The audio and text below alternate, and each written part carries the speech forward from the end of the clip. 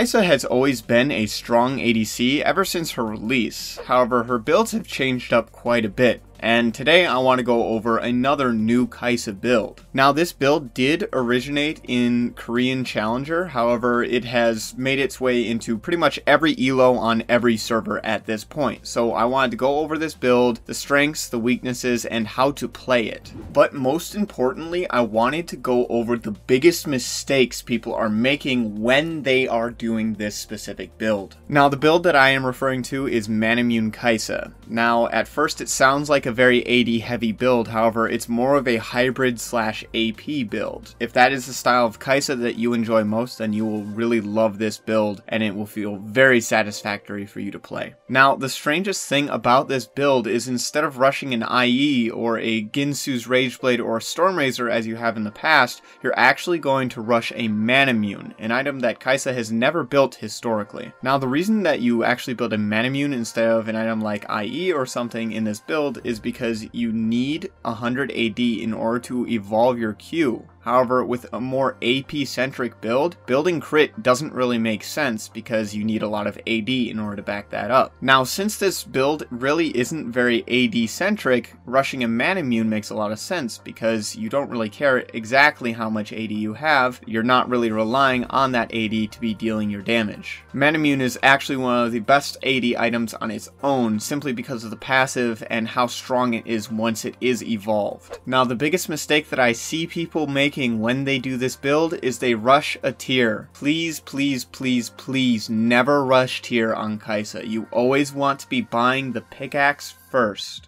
A lot of people just purchase the tier early out of habit to stack the tier earlier on into the game, but this is not the play to make on Kaisa. You just want to be stacking it with auto attacks once you have the Manamune finished. This does mean that it'll transform into your Muramana a lot later on into the game, but that's not really a transformation that you're highly prioritizing in this build. You're just doing it so that you can get that Q evolve. The transformation is just bonus on top of that. The next item that you're going to want to itemize is Ginsu's Rageblade. Again, prioritizing the pickaxe first. With just a Doran's Blade, a couple hundred stacks on your Manamune, and a pickaxe, you will fully evolve your Q at level 9. This will pack a huge punch in trades, especially if the target is isolated. It is at this point that you are able to start looking for more trades. The second mistake that I see people do a lot is they will force so many fights before they are able to evolve their Q. Remember, no matter what, the ADC, if they're equal on gold, will be outstatting you in this build. Even if they aren't farming well and aren't able to finish IE in this time, they're still going to have BF pickaxe, which still outstats your items. So until you are able to evolve your Q, don't look for fights, just chill, farm, and make sure you're evolving that Q as soon as possible. That is when you can start fighting. Now moving on from this point, you're going to finish the Ginsu's, and this is where you really start to power spike. Ginsu's Rageblade is a fantastic item on Kaisa. She is able to use every stat on it very well as using the Phantom Hit passive that it gives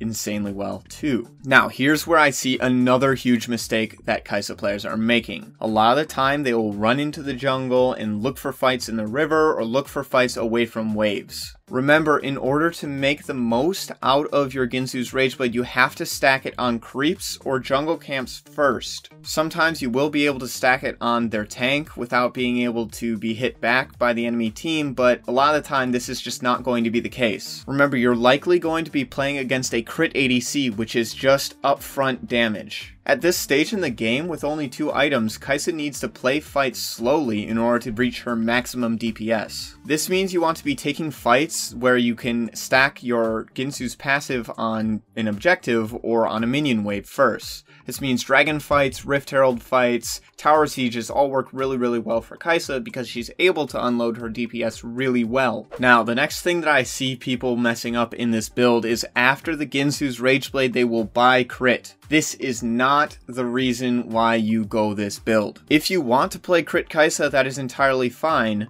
However, if you're playing crit Kaisa, don't rush a Manamune. It doesn't have any place in a crit build. If you are building Manamune, you are going to be going an AP hybrid build. That is the goal here. This means the item that you're going to be wanting to itemize after your Ginsu's is Nashor's Tooth. The reason that you go for Nashor's Tooth is because it will evolve your W and your E. Remember, a fully evolved Kaisa is a very, very potent thing. She provides pretty much anything a team could ever ask for in a DPS carry. On top of that, Nashor's Tooth also gives 20% CDR, which means more E's and more Q's out of Kaisa. It also completely opens up her ability to poke a team out with her W if you are playing a poke comp. There isn't much to say about Nashor's Tooth. It doesn't really change her trade pattern. She still wants to stack her Ginsu's before getting a fight if possible. If not, she wants to stack it up without getting hit. Nashor's is just the perfect item to evolve those next two abilities and still give her a little bit more damage as well. Now, after you finish your Nashor's, you have a few different options.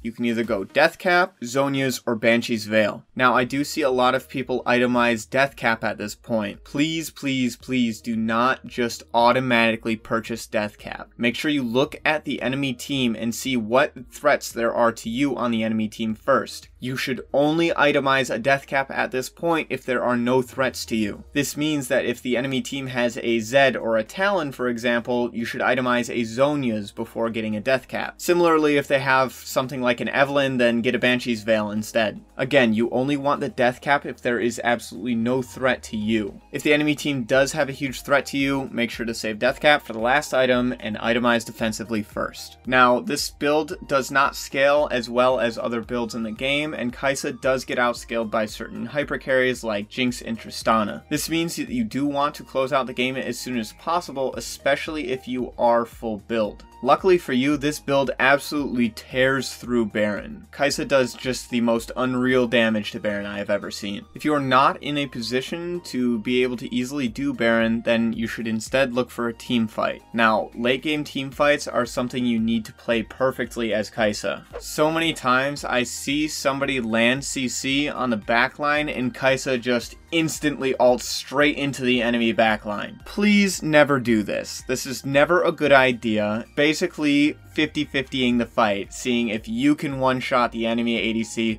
before you get one-shot yourself. Yeah, sometimes it might pay off for you and you'll get a sick highlight reel, but 90% of the time, you're just going to get blown up and you're just going to cause your team to lose that fight. In the late game, you should only be using your ultimate to reposition or if the majority of the enemy team is already dead. As the ADC, it is not your job to assassinate the enemy ADC. Leave that to somebody else. Even if you lose a few games because you didn't go for an ultimate, you'll win a lot more because you did not go for a risky ultimate. I just wanted to touch on a few more key things in the late game that you need to keep in mind when playing this build on Kaisa. When you are looking at an elixir to purchase when you are full build, you only want to be looking at Elixir of Iron and Elixir of Sorcery. Elixir of Iron is the best scaling elixir in the game. It gives you HP and a lot of tenacity, just ups your survivability overall. However, if there are absolutely no threats to you, feel free to get an Elixir of Sorcery. It helps you take towers a little bit faster, even though you really don't have any problems taking towers already because you have so much AP. And it also just gives you a little bit more damage in team fights. Now, you don't want to be going Elixir of Wrath because, again, this is not an AD build, okay? You're not going to be healing all that much because you're not going to be dealing nearly as much physical damage as if you were going crit. The only thing that an Elixir of Wrath would do for you is give you a little bit more scaling on your ultimate and a little bit more scaling on your autos and Q.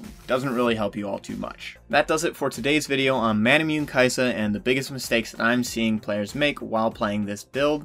If you did enjoy the video, then make sure to like and subscribe. We post new content done by challenger players every day. If you have any ideas for any future videos or any ways that we can improve our current videos, then make sure to let us know in a comment down below. As always, I hope you learned something valuable, and I will see you in the next video.